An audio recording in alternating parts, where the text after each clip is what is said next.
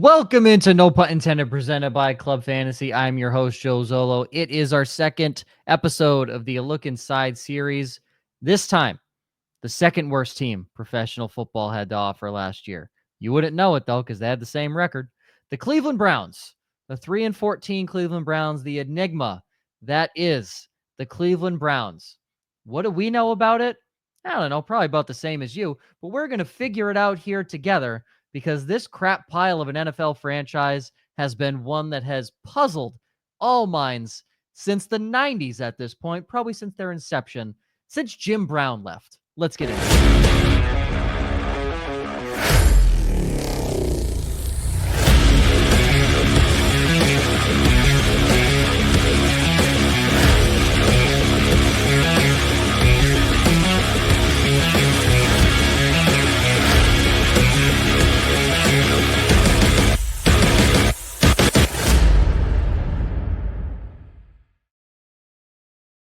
I know I do well on an intro when I look in the little boxes down below and Ryan and Josh are laughing, because for those that don't know, I don't write anything down. I'm not reading off a sheet of paper. I just come up with it on the fly. Not to mention, on a normal show, he has to come up with one. We are recording a lot of these back to back, and he's just making these up as he's literally going. But any intro, Joe, that mentions the great Jim Brown is a A-OK intro in my book. So. I was like, how bad have the Browns been? I'm like, they haven't been good since Jim Brown.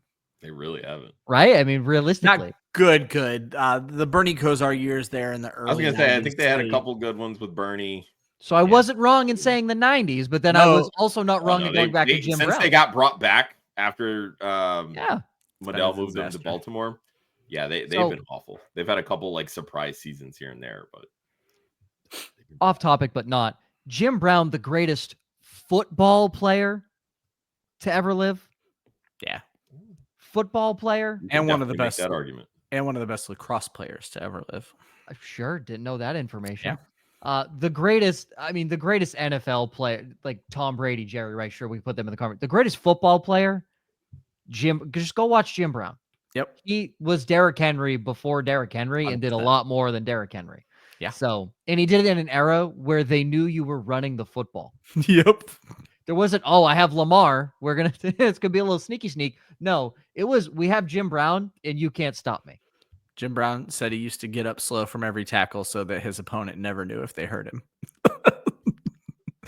And did they ever hurt him? I'm guessing no. No, I don't think they ever did. Yeah. Last year, 3-14, same coach, same offense. Seems to be a common theme between. I was going to say, for someone who complains about not giving people a long enough leash, Kevin Stefanski has been given that leash, my friends. And I mean, he's won 2 Coach of the Year awards as the Browns head coach, which is insane. It's 2 Coach of the Year awards, and he doesn't have a playoff win. Right? They beat the Steelers. I thought that one year, didn't they? That doesn't count. He has no real playoff wins. Everyone beats the Steelers in the first round of the playoffs. Yeah. I could even be wrong about that. I'm 100% going off of recollection here. I'm looking regardless. Yeah, he has his first year as head coach with the Browns in 2020. He did win a playoff game. So he won a playoff game with no fans in the stands, and it was against the Pittsburgh Steelers. So he doesn't have a playoff win. He doesn't really have. Yeah, but I mean, in 5 years, he has a losing record, even though twice he's won 11 games. It's awesome. It's awesome. The Cleveland Browns, the enigma that is, as aforementioned. Today, diving into a look inside with this team. The projected starting offense is the ADP as of May 26th. As of the time of this recording, ADP comes to us via Underdog, and it is a half-point PPR 12-team league. And if you want to use Underdog, sign up code WOFF, free pick, first-time deposit offer, up to $1,000 in bonus cash. Starting with the quarterback. Kenny Pickett, maybe. I can tell you for certain it's not Deshaun Watson. That's the one thing I can tell you about the quarterback room, is that it's not Deshaun Watson. Running backs. Quinshon Judkins, QB 24. It's supposed to be RB 24, Josh. My bad. Jerome Ford, RB 41, and Dylan Sampson, RB 40. Wide receiver 1, Jerry Jeudy, listed at wide receiver 38. Cedric Tillman at 72. Deontay Johnson at right wing, 123. A lot of typos. Wow, I'm all ass backwards on this shit. In this show sheet here. David Njoku at the tight end 1. He is tight end 11. And Harold Fannin Jr., the rookie out of Bowling Green, trading in his brown and orange in college for more brown and orange in the pros. Tight end 26, not going too far. Bowling Green in Toledo, staying, or not in Toledo, in Bowling Green. It's close to Bowling Green is very close to Toledo, and he actually went to high school in Canton. This kid is like Northeast Ohio, born, bred, and never leaving, apparently. I feel bad for that guy. I feel really bad for him. Road trips, Canton the greatest to thing Bowling Green to Cleveland. Yep. The only place worse is Toledo. How much worse can it get? Like, it can't get much worse in that state. My goodness. All right. We're going to go through the thoughts and expectations here. So let's just, I mean, for this exercise, we can't project the receivers. Like, for this exercise, we have to pick a quarterback and then go based off of that. It's Kenny Pickett. For this exercise, it's Kenny Pickett, but by what? I guarantee you it's not Kenny Pickett. I do just want to throw out one quick thing. I was shocked when the Cleveland ownership, while Deshaun Watson is still on roster, called him a swing and a miss. And I was like, oh my God. And has almost an $80 million cap hit in 2026. Yeah.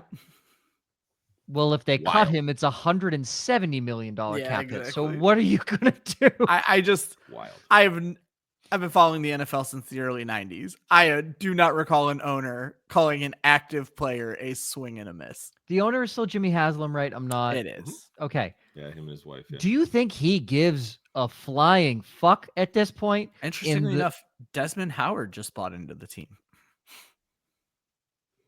Cool. Desmond Howard, known for one singular day in human history. Not saying it wasn't a cool day. I mean, the dude had 2 kick returns in the Super Bowl against my New England Patriots. But like that, I don't think that's the pull that like you were expecting in this conversation. It's like, oh, Desmond Howard bought in. Cool. And my buddy just bought ownership in the Green Bay Packers. Yeah, exactly. No one cares. Yeah. Yeah. Great. Good for Dez. Good for Dez. This is the thing that I wanted to bring up when it comes to the projections, because I see a lot of people talking about like the last couple of years with this team, right? Like, you know, the wide receiver 1 has had this, like Jerry Jeudy had 140 targets this year. He's being drafted at this, like it's a screaming value. David Njoku's had over 90 targets last couple of years, et cetera, et cetera, et cetera. These last 2 years with Kevin Stefanski are an absolute anomaly. They are not what is going to happen going forward. When they acquired Deshaun Watson, he ripped up the old playbook and started running more 3 wide sets. Stefanski is hard-nosed football. He is 12 personnel. He is run it down your throat. That is what he's going to do.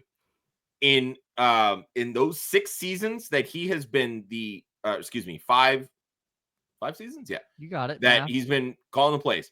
He's ranked 5th. Like the last 2 years, it was 5th and 1st in pass attempts. Before that, he'd never had a year where he was above 21st in pass attempts. Yeah, they do not throw the football. They run it.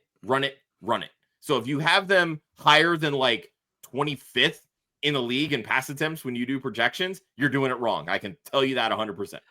Yeah, and it's Ryan. Not for nothing. No, I don't. But it's not for nothing that the first year he's taking back over play calling, they also draft 2 running backs in that draft. Before I get killed in the chat, because I'm sure people knew better, it's Charles Woodson, not Desmond Howard. Got my former Michigan players wrong. So, okay, that's cool. There you go. See, if I would have said it right from the beginning, I'd have been the hero of this episode. Charles Woodson is cool. Yep. Not Desmond Howard. Not Desmond Howard. But yes, Charles Woodson, part owner, Cleveland Browns. There you go. But yeah, to Josh's point, they're going to run a lot. But the problem is I don't even trust the running backs. I trust one player on this team, and it's who I'm going to talk about. All right. Well, we're going to not talk about your guy first. We're going to talk about the running backs because Josh wants to talk some Quinshon Judkins. So, Josh, I'll let you go. Yeah, I mean, he was an early 2nd round pick. Guess who else was an early 2nd round pick once upon a time? That'd be Nick Chubb. They're going to run the football, plain and simple. Like I mentioned, they're not passing is just not Kevin Stefanski's thing. They don't do it often. They only do it when it's absolutely necessary. And by necessary, it's appeasing a $230 million quarterback. They only once has a Kevin Stefanski called offense rushed fewer than 9th most attempts in the league. Pencil them in for a top 10 rushing team, plain and simple. So Quinshon Judkins being the guy that is built to carry a load, that's going to be the lead dog in this offense. At RB24, that's a screaming value when you're projecting probably 250 carries, right? Yeah. 2 years at Ole Miss, he handled, where are my notes at? Over 2,700 yards and 31 rushing touchdowns. But this was the fun thing that I found with this particular team. Even when they're running the ball a ton, the touchdowns are still there, even when they're losing. So they're not going to throw the ball a ton, which means they're probably not going to throw a ton of passing touchdowns. But when they're scoring, it's going to be on the ground. So when you factor in the astronomical amount of rushing attempts that are likely right there for Quinshon Judkins to take, rushing touchdowns are going to follow. And in college, he scored 47 of them, I believe, in 3 years. So, like, this is a guy that's built to score touchdowns. The tackle breaking, not great. But when he was at Ole Miss, he had over 75 missed tackles forced in each of those 2 seasons. He didn't need to do it as much at Ohio State because they had a much better offensive line. Guess what? Cleveland Browns' offensive line kind of sucks. So they also drafted Dylan Sampson, who was 7th in college football last year in missed tackles forced. So there's a lot of opportunity for this running game to get back to where they want to be. Jerome Ford, right now, the RB2, I think he's probably going to be on his way out after the team asked him to take a pay cut. Like, this is the Judkins Sampson offense going forward. It's just going to be a matter of, can this team or can these rookies pick up the playbook, the scheme, all that stuff quickly enough? Because we always know that the biggest hurdle for rookies, especially as a running back, is pass protection. Good thing for Judkins, Ohio State trains their running backs to do this probably better than anybody in college football. That's why Travion Henderson was so valued. So I'm going to do these little would you rathers a little differently because, as we know, rookies are over projected at this point because it's best ball and it's May/June. That's just, they're going to be over projected because the maniacs such as us are the ones drafting here. So I'm just going to go above the guys ahead of Quinshon Judkins because you're looking at guys behind him such as Tyrone Tracy Jr., fellow rookie Caleb Johnson, Aaron Jones, Tony Pollard. Like, you could argue that they're kind of all in that same conversation. I'm sure some would have Judkins ahead, if not behind some of these guys. But I want to go ahead because some of the names are interesting. Quinshon Judkins or James Conner, Ryan? Oh, I'll go Judkins. I'm lower than most, at least in the consensus rankings on rookie running backs and best ball rankings right now. It's because I can't figure their situations out. This all becomes a lot clearer as the summer goes on. But James Conner, we know what James Conner is. You're going to get like the RB26. Quinshon Judkins could be a top 15 back. I'll take Judkins. Josh? I think when it comes to value, probably Judkins, but I know exactly what James Conner is. And quite honestly, he's had a pretty steady finish the last 3 years. So I'm going to take Conner. The thing to note with Judkins and really this Cleveland offense as a whole, they're going to run the ball a ton. They're not going to throw the running backs a lot. Yeah. Because again, you slash all those pass attempts from the last couple of years. Like, I only have this team at 510 pass attempts, which is 28th in my projections among teams. Those aren't going to be a ton to the running back position. So that alone, it's going to limit Judkins' floor when you're comparing him to other running backs like a James Conner, who can very easily have 50 targets. It's fair. Judkins or Monty, Ryan? Oh, David Montgomery. I'll never turn against David Montgomery. Josh? I do have Monty higher. I would not be mad about drafting Judkins over Montgomery because honestly, they're in the same tier for me. Judkins or Najee, Ryan? Oh, Judkins. Josh? Judkins, I will take. Najee is another one. We don't really know what his situation is going to be because the Chargers, they spent a first-round pick on a running back. Yeah. Judkins or Alvin Kamara, Ryan? Ooh. I don't think Kamara plays this entire season for the Saints. I think he ends up elsewhere, and that passing upside is nowhere near what we could expect out of Judkins. I'll still take Kamara. Josh? If you're trading for Alvin Kamara and you're not throwing him the football, why the fuck did you trade for Alvin Kamara? It is Alvin Kamara, and it's not close. So that feels like that's our ceiling there, because then it goes Kenneth Walker, Chuba, Trevion Henderson, Joe Mixon, James Cook. Like at that point, then as you go further down the list, again, in order, Tyrone Tracy, Caleb Johnson, Aaron Jones, Tony Pollard, Jalen Warren. See, Jones and Pollard being that low, I'm taking Jones and Pollard over Judkins and most of these rookies all day long. Like we have to see that the rookies are hyped up. Like Omarion Hampton is sitting above James Cook. The Omarion Hampton. And the Omarion Hampton love, I did a Scott Fishbowl mock with the guys over at Optimist yesterday, and Hampton went so early, and I want to see some clarity. I mean, I understand you're betting on that first round draft capital, but it's a big bet. I mean, it is a big bet. Again, Omarion Hampton is over Chase Brown and James Cook. Didn't Chase Brown average like 20 points? Yeah, that's ludicrous. Like, did Chase Brown ever get over like 70 rushing yards? No, but he had 70 rushing yards, 50 receiving yards, and a touchdown. Thank you. Like that's easy money right there. So yes, it's very interesting to see how hyped up these rookies are, or pumped up, I should say, in these ADPs. Ryan, moving over to you and your highlighted player, David Njoku, the Chief. We've gone 2 straight look insides talking about tight ends. I don't love that. But talk to me about Njoku. I think there's a ton of value there. And honestly, Njoku reminds me a lot of Alvin Kamara, where I don't know that Njoku is a Cleveland Brown this entire season. But wherever he ends up, it's going to likely work out really, really well. We know that fantasy tight end is not where we want it to be. We have 2 guys that kind of run away with this thing in Brock Bowers and Trey McBride, and some would still throw George Kittle in there. But the next pack, David Njoku can still easily lead that pack. He's statting out as my tight end 6 right now, and that's on 103 targets. And on this offense, much like what we talked about with Chigakonkwo, David Njoku could be the wide receiver 2. Honestly, in this offense, David Njoku could be the wide receiver 1 in this Cleveland offense. And if we're going to end up with one of these young quarterbacks, tight ends are a young quarterback's best friend. He was the tight end 11 last year with 5 games missed. On a points per game basis, David Njoku was the tight end 4 last year. This is still Kevin Stefanski. He knows what he has. David Njoku is probably the most reliable target in Cleveland. Whoever ends up at the quarterback would be a fool not to be targeting David Njoku. And so for tight end 11 prices, I'll take him all day. In best ball drafts right now, I'm grabbing him a ton in those mid to late rounds on teams where I need a second tight end. So just curious, Ryan, what target share do you have David Njoku at? That would be, if I can get back to that page quickly, target share is 19%, a little bit below Jerry Jeudy. Yeah, that's basically where I have him. I have him at 18.9. I have Jeudy at 19.4. But again, I only have him at 515 pass attempts. But he's my tight end 8. He scores touchdowns. He catches a high percentage of balls.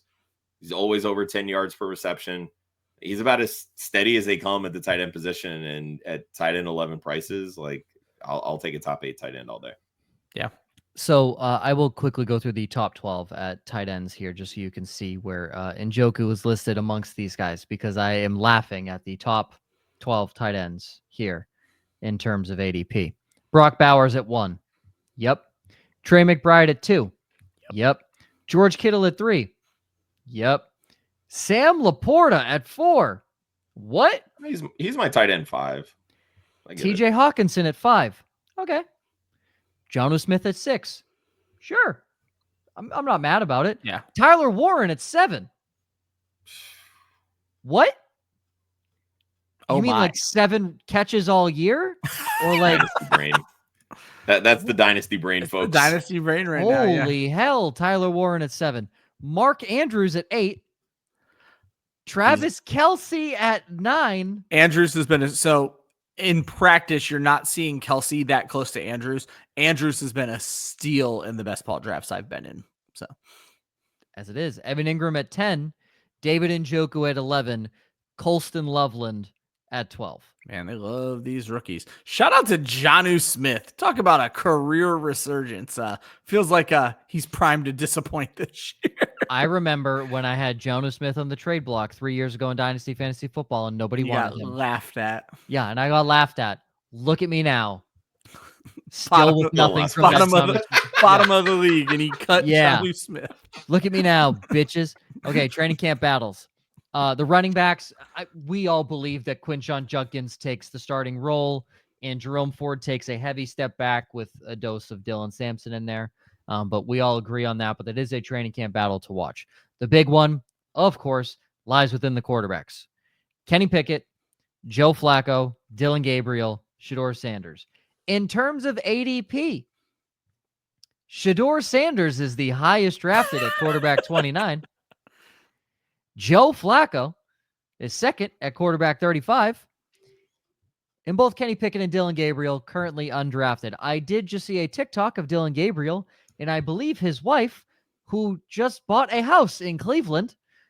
I really hope he has high confidence of making the roster. Now, I do believe that Dylan Gabriel makes the roster. I would be shocked if he does not. I think it is going to be both of the rookies plus one of the veterans. I think one of the veterans gets cut. I think that's the most logical answer. Why would you hold on to both Pickett and Flacco and cut one of your rookies? Exactly. That doesn't make any sense. So I don't really know, but Josh thinks Pickett starting week 1 by the depth chart that he created. Ryan, I don't know who you think, but I also have Pickett. I think Flacco ends up on the street in all of this. RIP. If you're Cleveland, why are we keeping, what is he, 38, 39, 40 years old? 40. Like, Flacco's 40. Why are we keeping a 40-year-old quarterback? And because he's the best quarterback you have on the roster. I've brought this up in a previous episode, and someone in the chat said, why not the veteran presence? And I'm just like, this is a bad football team. You bring Kenny Pickett in for the veteran presence. Right? They did not give a lot for Kenny Pickett. So I wouldn't be surprised if Pickett gets beat out by both these kids. If Kevin Stefanski looks at this team and is like, Dylan Gabriel and Shedeur Sanders are better than Kenny Pickett, what is the advantage of keeping Kenny Pickett around? That 100%. That I would agree with. I agree with that wholeheartedly. I just think that if they're transitioning away from this gunslinging offense that they've run the last 2 years, Joe Flacco's not the quarterback. There's no home for Joe Flacco. And that's what I'm saying. Like, this is a bad football team. They're not going to make the playoffs. Why do you have a 40-year-old quarterback on the roster? That's really what it boils down to for me. Now, I know that the way the OTOs are being set up currently, they're looking at, basically they have these guys broken off onto 2 pairs. It's Pickett and 1 rookie, Flacco and 1 rookie, right? So it's a veteran and a rookie on each side. That's kind of how they're going through and they're doing their drills. But you're basically looking at when the games start going, practices start going, one of these rookies isn't going to be seeing a ton of work. And it's going to be interesting to see whether that rookie is Gabriel or whether that rookie is Sanders when you look at their draft capital, because the way that best ballers are looking at it is a 5th-round quarterback is suddenly going to be a starting quarterback in the NFL come week 1. And that's just dumb logic, in my opinion. I might be galaxy braining this too much, but Kenny Pickett is more relevant to Dylan Gabriel, and Flacco is more relevant to Shedeur Sanders. So whichever, in theory, this would make sense in my head, whichever rookie quarterback they feel more confident in, you'd rather keep the veteran that has more of their play style than the other, because Shedeur, more of a pocket passer, more of a traditional quarterback like Joe Flacco. Whereas, not saying Kenny Pickett doesn't stay in the pocket, but if you were giving him more of a label or a prototype, he'll run. He's more of the balanced quarterback of he'll take off when he needs to, but he has a solid arm and can throw the football. Shedeur is more the pocket passer, and that's the not prototype. I'm trying to think of the word for it. Prototype's good, but that's the mold. Thank you. That's the mold that you're looking for. So I would think Pickett makes that, because it didn't seem like they were too excited about Shedeur Sanders in the first place. So I don't know. It'll be very interesting. I hope Joe Flacco gets one more shot. He's not a Raven anymore, so I don't care. This is hilarious that Joe Flacco is 40 years old and in a quarterback competition on the Cleveland Browns. There you go. It's just funny. Shout out Lindsay. Okay. Love Lindsay. Okay.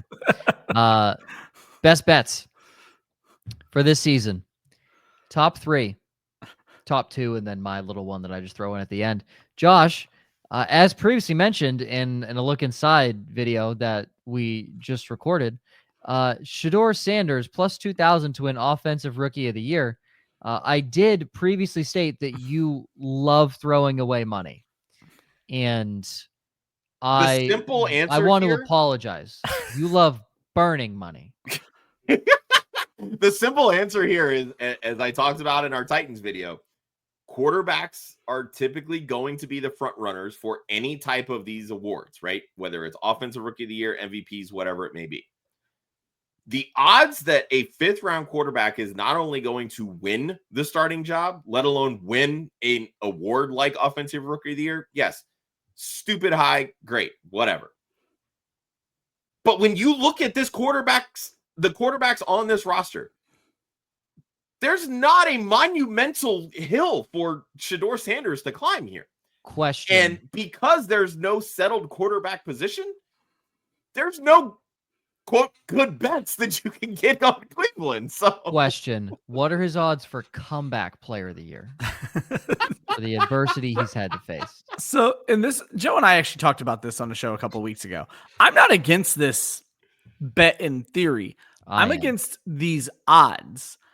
2,000 to 1 is not enough for me to $10 to win 200 on a guy who's a 5th round pick. No, I need to be betting $10 to win 2,000. Yeah, I was gonna say I want like 10,000 to 1 odds is what I want, because that's how unlikely it is. I need the Kevin Malone, John Mellencamp. I was thinking the exact same from thing. The Office. That's exactly what I'm looking for. Gives you 100,000 to 1 or whatever. Yeah, I mean, really, the anytime only somebody gives you 10,000 to 1 odds, you put $10 down on it. If John Mellencamp ever wins an Oscar, I'm gonna be a very rich man. Quote Kevin Malone. The only other like Cleveland Browns bet that I even found on DraftKings was the over/under on Myles Garrett's sack total at 14.25, which the last 4 years he's been at 14 or 16. So you take the over, it's plus money. It's only like plus 125, or plus 120, excuse me. For those that don't follow the English Premier League, Leicester City, like 7-8 years ago, were 5,000 to 1 odds. Some dude put $50 on Leicester City to win, and they won the Premier League, and that man walked away with like $500,000. Yeah. Yes. You take 5,000 to 1 is the equivalent of plus 500,000. That's pretty good odds when you I mean, you take those odds any day of the week. So Ryan, your odds suck. Browns under 5.5 wins, minus 140 on multiple sites, but you say you want to go up a little bit, you want to make some money, under 4.5 for plus 140. Yeah, I feel like we dealt with this last year with me too. Josh found like these really fun bets, and then I found just like trash make your money back bets. But I had mentioned this to the guys before the show, because of the uncertainty around the Browns' entire depth chart, there are almost no prop bets available for Cleveland Browns right now. So Josh found the one that I found. There's also one out there for Myles Garrett to win Defensive Player of the Year. So I just kind of stayed pragmatic with it. Under 5.5 wins. I think the Browns are probably the worst team in the NFL next year. We just talked about they only won 3 games last year. No reason to think that they're going to win more. So 5.5 wins, take the under, negative 140, but I think you can probably tease it down to 4.5 wins on some of these sites. That's plus 140. That's actually positive money coming back to you. So yeah, I was looking to see if there was one on Jerry Jeudy, because honestly, I don't think he's going to have more than 850 yards this year. Yeah, those will start popping eventually. Come down after last year. I don't know where you would find this, but this is mine. Denzel Ward under whatever amount of games his line is to play, because he's always injured. Yeah. If you find that, bet it, and you will win. That Browns secondary is a nightmare for health. Yes, it is. That's why I joked at the draft I didn't want Travis Hunter to go there, because the secondary can't stay healthy. So. Ladies and gentlemen, that is all she wrote for the 2025 A Look Inside series, second episode on your Cleveland Browns, I hope one of you is a Browns fan, or else that'd be really awkward. For Ryan, Josh, myself, this is episode 2 of 32. Our next team, Josh, is New York Giants. Ah, look at that. Testing you. Some more rookie quarterbacks to discuss. Another just pile of shit that we have to really trudge through in the beginning of these Look Inside series. My God, might be the worst team we cover in these first 3 episodes. Always remember, defense wins championships, offense wins fantasy football. We will see you next